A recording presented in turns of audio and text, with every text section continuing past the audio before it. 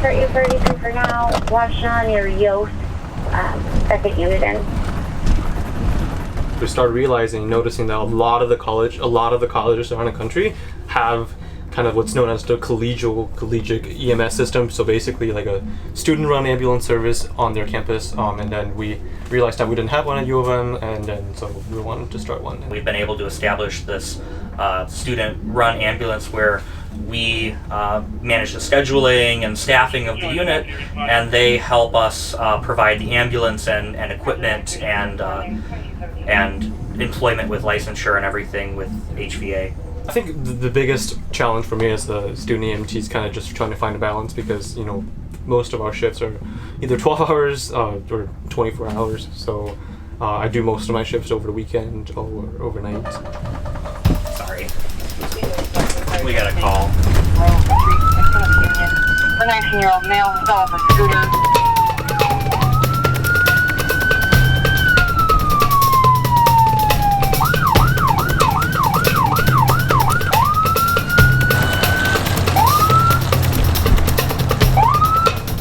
Want C caller? Yeah, and I think we could just do the bag. Okay. Watch out, Thomas.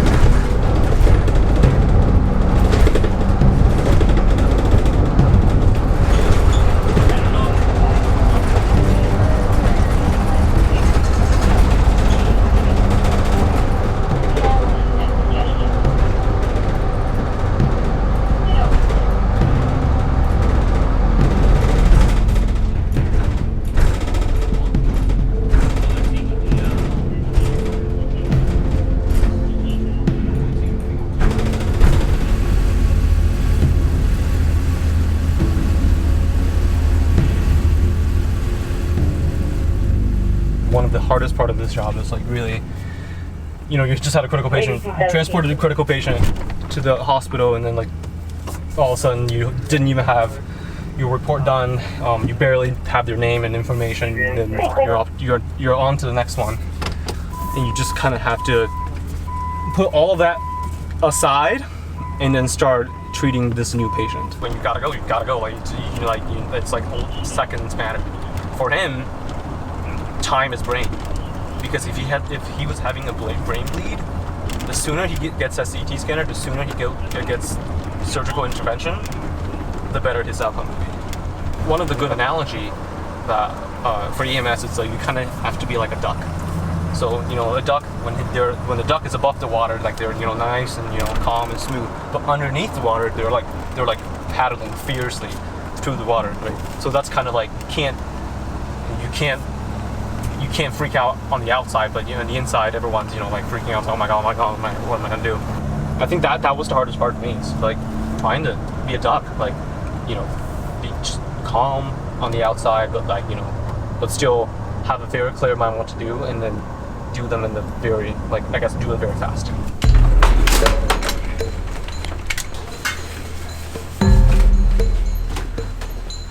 There you go, lucky.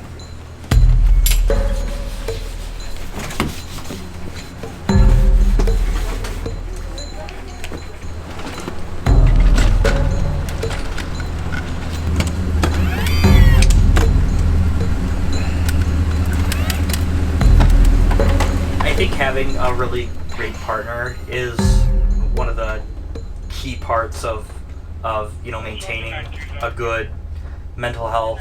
You're in a box, in a metal box with someone for you know, multiple hours a day, and this is not the biggest living space. So you have to really get comfortable with the people you work with. There's definitely difficult calls, especially like involving pediatric patients and, you know, a death of the patient. This job really taught me how to properly take care of my mental health, because sometimes the things you see in the back of the ambulance, you just can't, you know, it stays with you and it affects you.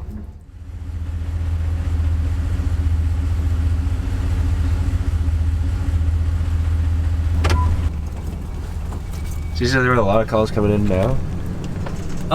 Yeah, mostly because the bars are letting out. So a lot of people think they can make it home, and then halfway through the walk home they can't make it. What are the difficulties when you have an intoxicated person? A lot of it is like redirection, so reassurance. Sometimes I phrase it as like, help me do a favor, like I gotta do my job, you know, help me do my job. I think there's some fear to, you know, going to a hospital, fear of, you know, getting this huge medical bill or something of that nature, fear of, you know, having their parents called or something. But you know, we're not here to hurt anyone. We're here to help. So, alrighty.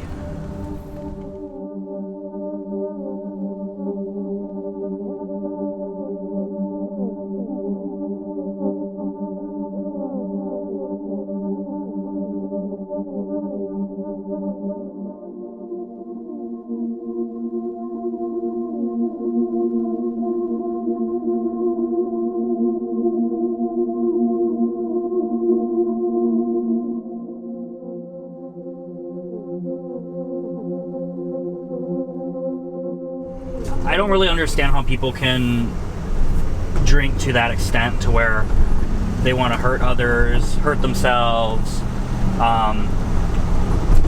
and are just totally not in control of their own body and what they do. It's really hard when they start, you know, calling you, you know, with really harsh words, racial slur, especially, you know, being a person of color.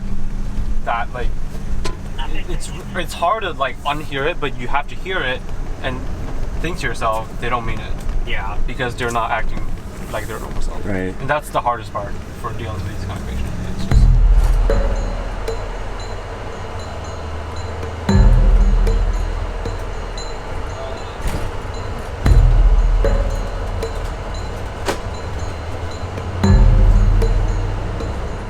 From the moment you're dispatched to that call to the time you were finished, you dropped off the patient in the hospital, you clean your stretcher, and you put your stretcher back in the ambulance. So that entire time frame, you have to document and tell them exactly what you did. Yeah, I love it. And how many calls have you done so far? So let's see. Let's go back to our main tablet. We've done since 8. We have 1, 2, 3, 4, 5, 6, 7. So 7 calls in about 7 hours. As we get into that early morning, how are you doing physically, mentally? I'm really hungry. Food. I just want my bed. I need a shower. Yeah. I need my bed. Bed sounds good.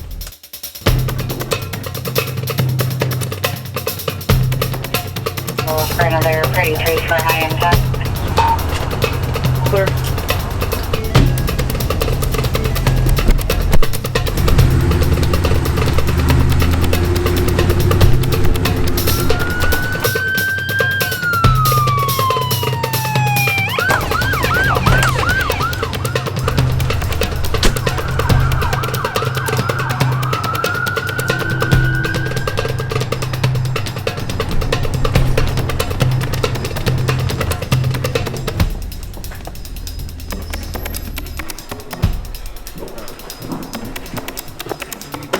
Oh my God, Thomas. It's 5 a.m.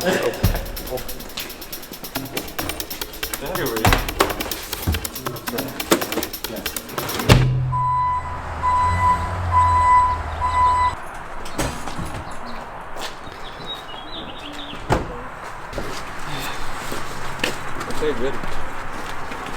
Lock this up. Yeah.